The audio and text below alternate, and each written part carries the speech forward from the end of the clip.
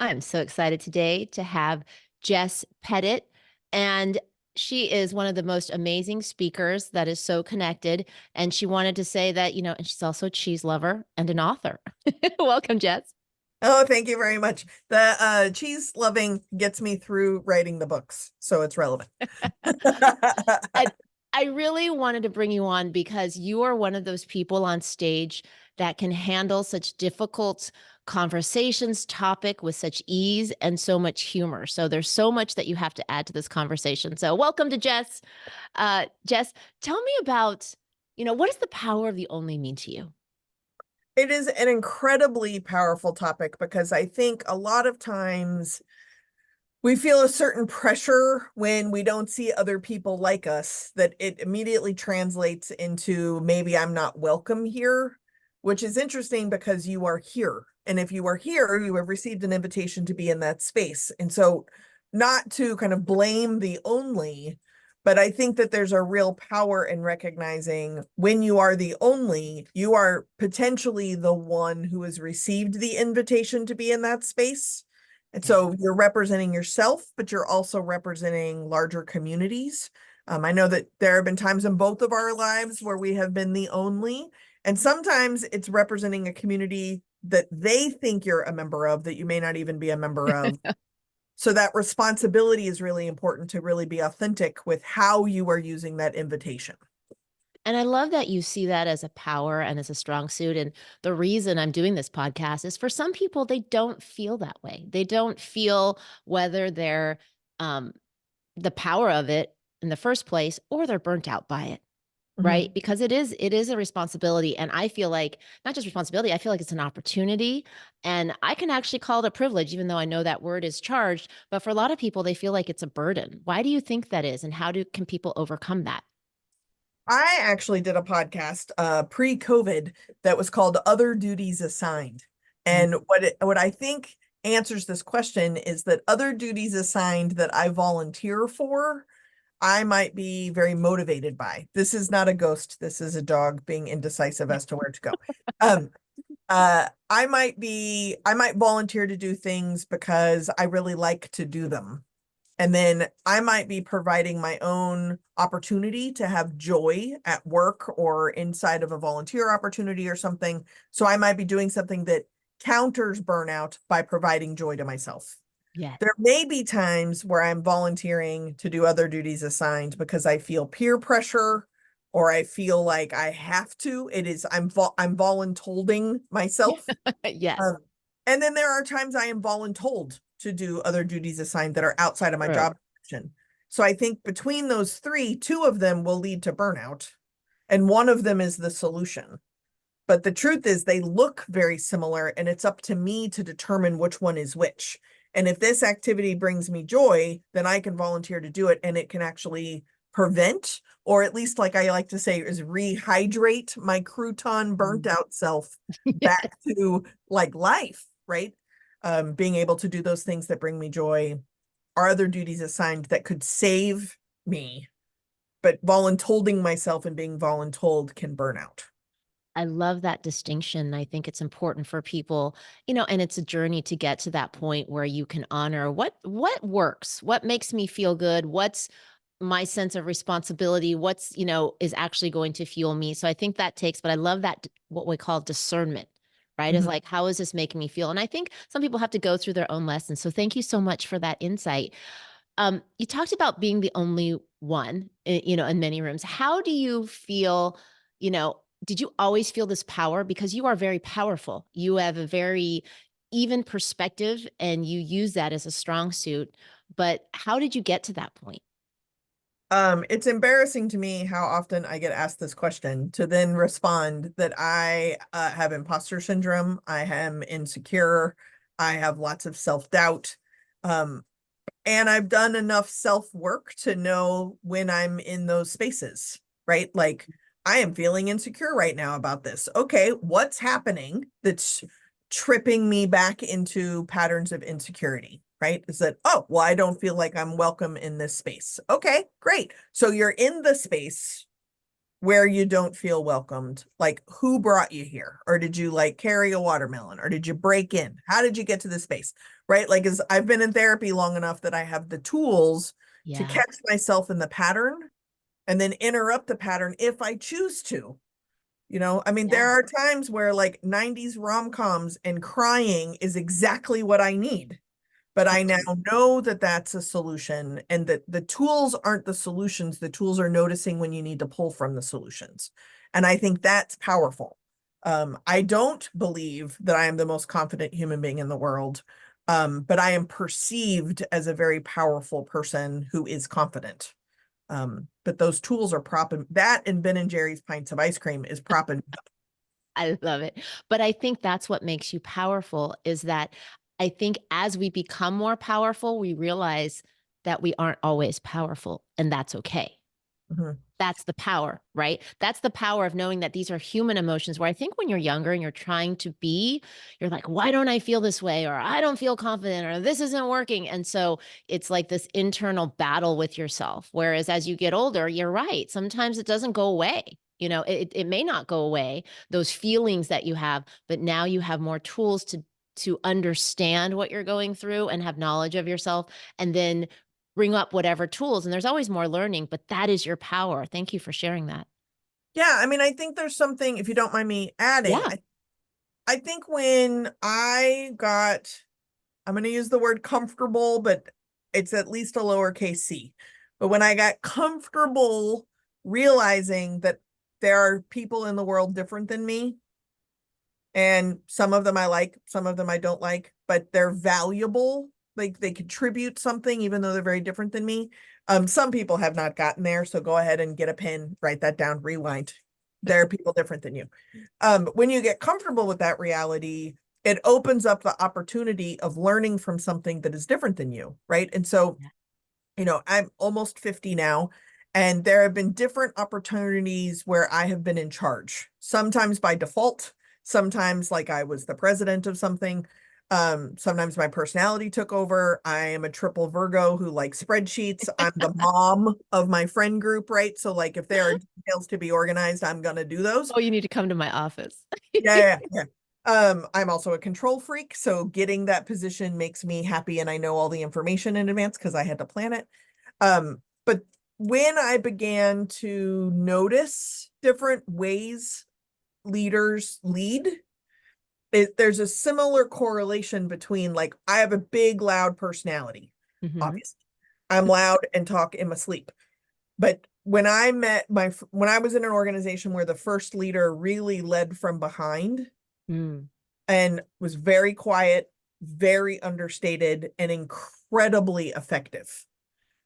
That's my responsibility to notice what's going on, even though my go-to move might be like, what are you doing?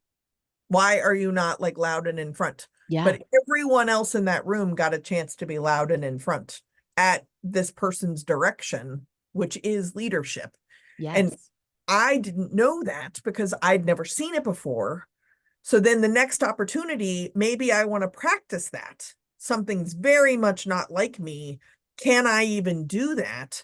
And as I've grown my own consulting business, I've found that there are times where I need to use more of this lever. There are times I need to use more of this lever. And I think it's increased my emotional intelligence, but that it hasn't decreased my leadership skills. Does that make sense? Yes, because there's different ways to see leadership, but we're formed by what our society has reflected back at us, and it's usually one way of leadership. And that's a lot, now with the shift in women's leadership or even different leadership styles, like quiet leadership, what you were talking about. And I think there's a more opening for it, and there's definitely needs to have different ways now to move forward to see that it works. But in the past, yes, it was always like, wait, why aren't you big and bold? Or even when my clients come to me, they're like, I want to be like so and so, and I want to be on stage. And I'm like, well, is that how you normally are? Right? And it's like you wanna be who you are, but reflected, but it's still changing the definition of leadership. You know what I love about that is that you talk about seeing things as a form of connection, right? For you, you are the master, I guess I would call bridge builder, right? All the Yeah. things that you teach about connection, about diversity, about having difficult conversations. Let's talk a little bit about that. What does being a bridge builder mean? I think it seems like it's such a cliche question, but it is a critical conversation for people to understand. Bridges fundamentally connect two things that are not connected, Yeah. right? Like that's by function what a bridge is. And a lot of times, I don't know if it gets labeled confrontation or conflict or something, but I see a lot of people kind of dithering around building bridges to people who are on their same side. And Mm. that's a connection. Go to brunch, have a good time.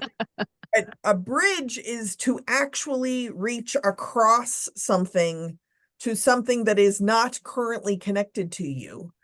And if people are aware of that, which is a very large if, they're waiting for it to come across this way, Yes. right? They're waiting for the other person to extend it. I don't use a lot of parables because I tell stories for a living, but in my own book that I'm about to do, I decided I'm going to use this. But there's a parable and I have no idea where it came from, so somebody can correct me. But I heard it first from my grandfather, so I gave my grandfather credit. But Mm. it's about long spoons. Have you heard of the long spoons? No, tell. So the idea is that there is a very long table and there is one giant vat of soup and there are very, very, very long spoons. And what ends up happening is some of the group pick up the long spoon. It's very heavy, it's very wieldy, and to put the soup in the spoon and then get the spoon to your mouth, the spoon is too long. And Mm. so people are spilling soup, they're getting frustrated, they can't do this. So then the one quiet leader, to go back to our previous conversation, realizes that the spoon is long enough to go across the table. So they put the spoon full of soup and then Oh, reach it across to the person on the other side.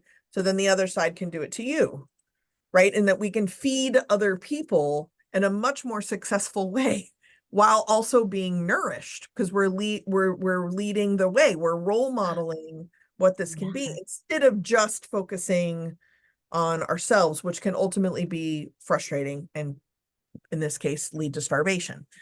The long spoons is the metaphor for the bridge building because it has to be across something. So when I talk about very controversial topics and all across different issues of politics and current events and diversity, Yes. it is my job to find out what, quote, they are saying and thinking. Now, Yes. can I do it forever? No, because it burns me out and it makes me really angry. Totally.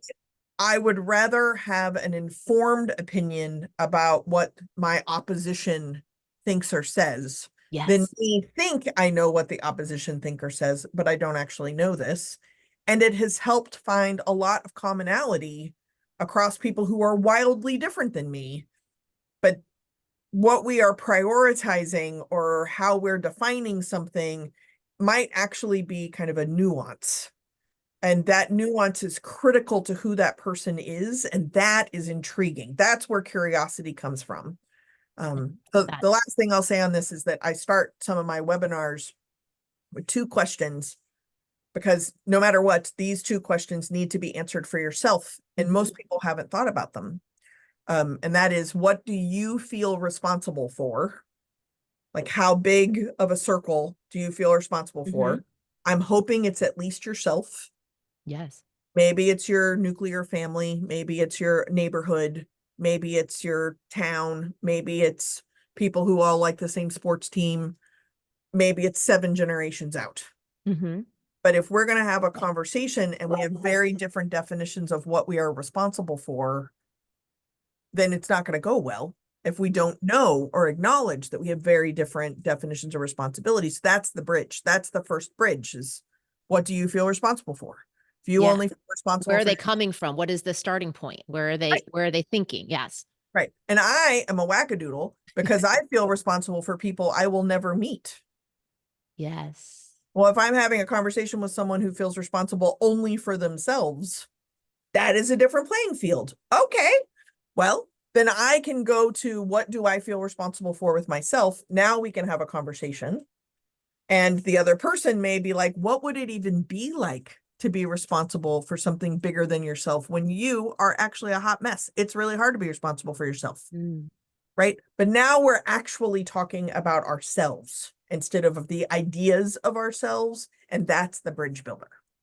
There's so much to unpack there. I love that story. Thank you for sharing it, and I've never heard it before. And it's a parable, or was told to you by your grandfather? My grandpa told me, but my grandpa told me lots of stuff. So I Googled it and it came up really quickly, but I heard it from my grandfather. So Wonderful. But I love that story, and it's such a visual story of like, how are they gonna figure it out? What are you gonna take care of? And it's really like, oh, if you work together, and that's the connection part. And I also love what you said about the connection. I mean, everything you're talking about is in this time, in this, power of the only, where if you're trying to make a difference and make an impact, you feel like, you have to have that power of communication and that power of connection. And that's why I brought you here for this conversation. I love what you said about creating those bridges. Now, I want to look at one thing that you talked about in it's one of your better, what is it? Your better connections that you talk about? Okay. Um, I love this. It's better connections. How do you have intentional conversations?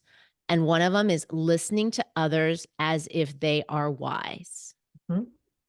That's kind of like what you're talking about. Because when you have difficult conversations, when you're an only and you're in a room, sometimes there may be differing opinions, and you got to be, have a lot of EQ to figure out what's going on. Tell me about that, because I feel like that's a starting point for being a bridge builder. Well, the pushback I get on listening to others as if they're wise is, have you met Todd? Maybe don't start with Todd, right? Like if you have a story that Todd has nothing to offer you, you're not going to listen to Todd as if he does have something to offer you. But that's on you. That's not on Todd, Yeah. right? So I use this example in my keynotes. I don't know how to cook. That is not an example. That is true. And during COVID, I'm an emotional eater and I don't know how to cook and I can't leave my house and I had to learn how to cook real quick. And I discovered the bastardized frittata, which is like vegetables, egg, and some cheese. You stick it in the oven and it's done and it's called food and you can eat it for 2 days. Great. Todd might know a frittata recipe that you don't know. Mm, Maybe there are topics you don't talk to him about, but you could find out a frittata recipe, you know. But mm. imagine what it would do to Todd's story about you if you listened to Todd as if you were not correct, as if Todd has some answer or something that you could learn from. The posture of how you would show up to that conversation with Todd could potentially be shocking because it's so not how you typically show up. I love that, right? It forces us to look at ourselves, because when we have, we talk about communication, like you said, if people are on the same page as you, it's easy. It's called connection, right? Go have coffee, they become your friends, you build your group. These are the people that you feel close with and you build, connections with. But most of the time, when you're the only, it's about navigating these conversations. For you, it's kind of like saying, well, maybe don't start with the most difficult thing, because we have these built-in biases or based on past experiences with this person, or maybe what other people have told. And so it's important you're saying, to come to the table of like, you know what, let's start with just shifting the energy by having a connection first on something that may not be the difficult topic. I just love how you frame things. How can people be the bridge builders and have those difficult conversations? I know we zoned in on one part, but I want to hear from you Yeah. when someone's Well, dealing with, yes, they want to be a bridge builder. They're the only, and they're kind of like, I don't feel like it right now. Or I know it's necessary. How can they break through those things that no, it's actually about connection and it's important? first, you've named the first step is recognizing sometimes you don't want to. Yeah.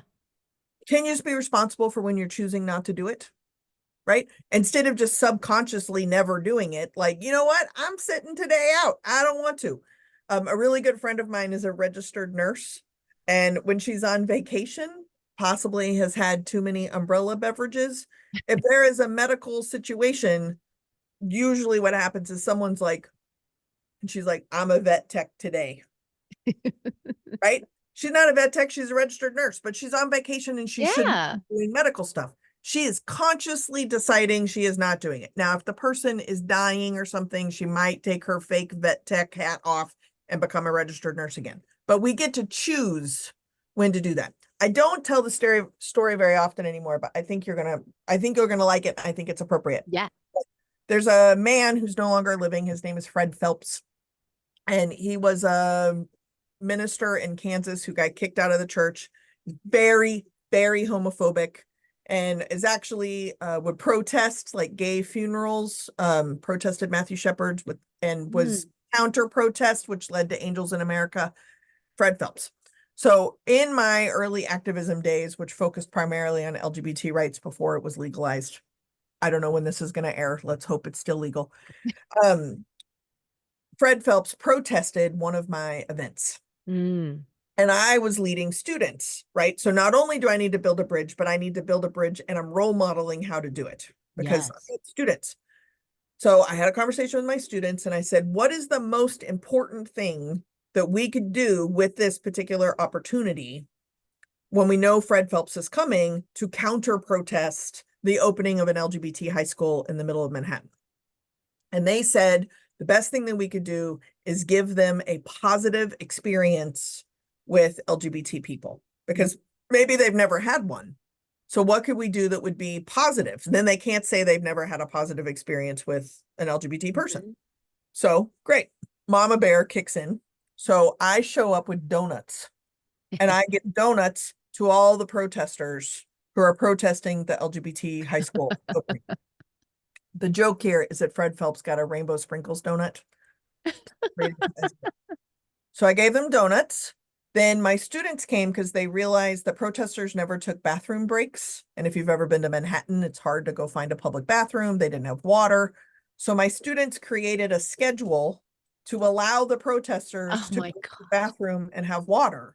And they had to interact and like hold the signs, et cetera, et cetera. At the end of the thing, Fred Phelps protested a lot of my work. And eventually, what I realized was I'm probably not going to convince Fred Phelps to not be homophobic. Yeah. But I was building a relationship with him, possibly against both of our wills because we Mm. were seeing each other. But I found out Fred Phelps likes Johnny Cash. So the next time I would see Fred, I would bring this is old, but like a burned CD of Johnny Cash covers. We could talk about Johnny Cash. We just couldn't talk about this. And Ah, sometimes that's a bridge that's needed. Sometimes you're too burnt out to do it. And you're like, I'm not giving Fred Phelps a CD. I'm not burning him a yes. CD. But I was in a position where I could do it. It didn't hurt me. And I was intrigued. And he had really good Johnny Cash cover songs. So we started exchanging music. That is building a bridge. That is such an amazing story. And I love how you built that environment for your students and the fact that the students are like, what can we do with this opportunity? Where most people would be like, not call it an opportunity at all. It's like, excuse me, what's happening, right? Anger, rage, fight back, a lot probably what's happening now. And I just love this is why you're doing this podcast. This is why you are doing the work that you do, is because it's the human connection. Mhm. Yes, you don't agree. Yes, it's very painful. It's like, the opposite of what you're trying to do. And you have this person that's like intruding upon your space, anger, anger, anger, emotion, emotion, emotion. And you literally can clear it away and go, hey, you know what? I'm going to get him some donuts and I'm going to be nice because that's what a good human does. But by creating that connection, I Mhm. just think that is so beautiful. And you're right. You're not always going to be able to do that because people listening be like, what? I'd be so upset. But that's the key, right? It's like, when is it safe and feels okay for you to do that and to go back to being a human? Because I think a lot of times when I feel that way, like in challenging conversations where you'll be somewhere in a group and you think you're all on the same page and somebody will say something that's not on the same page, you could go into like, ah, rah, rah, rah. But I'm like, you know what? It is my responsibility to at least I know this person is a good person, but they said something that's not appropriate or not good, and I need to show up if I feel like it, right? Not I don't always stand up for everything if it's not going to impact anything. But sometimes I'm like, "You know what?" And to see the good and to understand and to make that connection, and then to be able to speak up enough to shift the conversation a different way. Like you said, you're ultimately probably not going to shift all of him, but I think that what a great story for connection. And who knows how many other of the students that you impact from your side, right? Of like seeing like, wow, is this how I'm supposed to do this? I've never thought of it that way. And even who knows what happened with the other protesters? They're like, what? Like, everyone here's so nice. Right. Well, Whereas, coexisting is often yes, a goal, and we are already coexisting. yeah, And so many of my clients, if I use the words that you just said, is going back to like our humanity, is that we are lying to ourselves, is that we're only providing humanity to the people we like. yeah. That's on us, and my tagline involves some of the time. And it is an invitation to do the best you can with what you got, because if you can get out of having to do it 100% of the time, then the pressure's off. Yes, Instead of because it's doing not like yeah, it's not nothing. like a podcast we're saying, "Now this is how you have to do it, and you're a horrible person if you don't, and you have to understand all sides." Because sometimes you just don't feel like it. It's not your day. It's your day No, off. But ultimately, if you're living aligned with your values and your mission, but you can have the emotions of anger and I don't feel like it, right? Giving yourself permission to live in both. there are plenty of people who would Mm, tell you I am a terrible person. And I have done terrible things. I am responsible for those things that I'm conscious of. I'm responsible for the things I'm not even conscious of. yeah. But occasionally, every once in a while, I am consciously trying to do good things. And I think that's so important. I love that so much. Tell me about what was it like? Like you've gotten to a place where you've done a lot of work. You're very wise. You've shared your wisdom with other people. But what was it like when you were younger, when you were struggling to get to this place? Like, how did you find your strength? Because sometimes, it's the challenges that lead to the strength. When did you feel like you were the only and you didn't have the power of the only? It is a logical question. I don't know that anything is different now than it was when I Mm, was younger. I don't feel like I have mastered something or I have answered a question. I think I have just gotten more habitually used to asking them.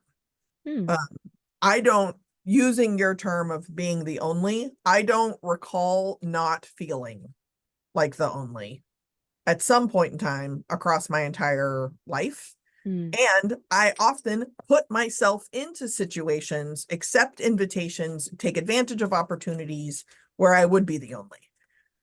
So I think I created them, and I think that it became kind of a normal in some ways. And I think that's probably what led me to do the work I'm doing. mm. Is the image of like the outlier? So I always talk about like, chain smoking on the backside of the theater. There were like 20 of us back there, right? Yes. So the loner has friends that are loners. Yes. We're never actually alone, but we wear the kind of smock of being the only, when in reality, even if you were the only queer person, the only woman, the Yes. only white person, like those things I experience, right? But there are millions of other people who are also the only woman in a scenario, Yes. the only queer person in this particular thing, the only whatever. Like there are other white people who do diversity work. So I get challenged on that one probably more than anything else. But I'm not alone. I'm just the only in this situation. Yes, and learning how to navigate that specific situation, but it's not, a constant. That's one of the quotes is like, "Being an only can be lonely at times, but you are not alone," Right. Well, and you've done is such one a of great job of road mapping that it's okay that it sucks sometimes. It's yeah, okay that you want to clock out and go find the bottom of it. Netflix. It's okay that it hurts or that it leads to burnout. Like that, yeah, that's gonna happen. yeah. And what you gonna do about it? Like what's next? Like what is tomorrow? How are you gonna build some bridges out of that? What are you gonna do with your burnt out, crispy little crouton self? You're in better shape than somebody. Exactly, because when I kind of was downloaded this information about 3 years ago, "Oh, the power of the only," like, why don't people feel this way? Like, it's actually an opportunity for us to show up because it's hard sometimes, right? It's hard to embody the power of the only on days that you don't feel like it. But, these self-help, these business books are like, "Just be more confident. Just show up. Just, be the bridge builder in a group." But they don't allow for some of the things that, like, It's hard. I don't feel like it. And then the other way, a lot of activism are like, no, the rooms aren't safe. I'm not going in. I'm not talking about it. Like change or nothing. And there has to be the middle because we are stuck in a place where I know there's a lot of onlys out there, a lot of change makers like you. It's like, you got to keep going. And how do we continue to thrive? So I love the work that you're doing. Well, Um, I'm gonna pick on pinko commie liberals like me just for a second, if I can. okay. Van Jones actually spoke at the local university right after Prince's funeral, and he had Mm, been at Prince's funeral, and he kept his obligation, and he flew out. I live in the middle of nowhere, California, and he was speaking at the university, and he said, Van Jones, one of the biggest criticisms he has is the Democratic Party, and more specifically, the liberal progressives inside of the Democratic Party. So, like, mhm. that's me. Hi. He said, the biggest complaint I have is that we have gotten so good at tearing things down. Mm. We have lost the capacity to build anything. And so I have to tell my clients all the time when they're like, well, it's not safe. No way, you are not entitled to safety. And Yes. if you feel like you are entitled to safety, then your job is to make someone else feel safe. That is how you increase safety. But if you think the whole world is just waiting for you to feel included and safe, that is an entitlement that is coming from a place of privilege that you need to get checked. I just love that you said that because I'm a bridge builder in a lot of rooms. And so as I do this work and interview different people, right? I sit in rooms with white male leaders and I go, "Oh, I understand. I hear you." And I'm listening and I'm listening and I'm gathering information. And then I show up fully as me. I'm not hiding that I'm Asian, but I distribute bits and pieces. And then I'll go into rooms like diversity rooms where they say, where or a younger generation and you're like, I'm still very Gen X. Like, "Come on, what are you talking about? You just show up." So it's kind of like, for people who feel this way, you're balancing the weight of all these things. But it's so important that you said that because if you want change to happen, it's not one extreme or the other. It's kind of like, okay, how can we come together, be human, and show like what is the actual purpose? Like focusing on the purpose rather than all the details. Is the person purpose to finish this meeting? Is the purpose to change this organization? Is it purpose just to learn about each other? Right. It's so important when you, like you said, it's almost the same as what you were saying. It's like, where are we starting from and what's our purpose? So Yeah. thank you for giving people a kick in the butt to really understand that it's like understanding people, hearing people, feeling that it's not denying it, it's not toxic positivity, but it's saying, this is what we're dealing with. How do we actually create change? Yeah. I love that so much. Tell me about your new book and what you're Ugh, working on. the new book. So the new book will release in October, unless I screw it up between now and then. But it is the prequel, so to speak, to Good Enough Now. So Good Enough Now is very much about individual work and individual responsibility. And frankly, there's two things happening at once, and that is the C-suite leaders I tend to do consulting work with, they don't want to do their individual work. They just want to Mm, fix stuff at work. yeah. And I can try and convince them that that's not going to happen if you don't do this, but they don't want to. So, okay, fine. I'll call you on your bluff. But the second piece of that is that we give human rights to corporate organizations, to corporations, to financial uh, donations. Like we call that protected speech of where people give political donations. We don't even give human rights equally to humans, but corporations, you get them. Well, if that's the case, then the corporation has a responsibility to society. Mm, So I'm applying the same individual reflections of being responsible on an organizational level by using the failed attempts of my clients that I call almost doing good. mm, So every step in the right direction, even if it's a failure, is still in the right direction. So how can we learn from these failures to do better in the future? One of my favorite lines I like to say is that we can learn from history. It is not too soon. We can start anytime. Anytime we would like to learn from history, but we don't want to because it's really heavy lifting of recognizing what we are responsible for. mm. So almost doing good. That's the new book. I think that's the title today.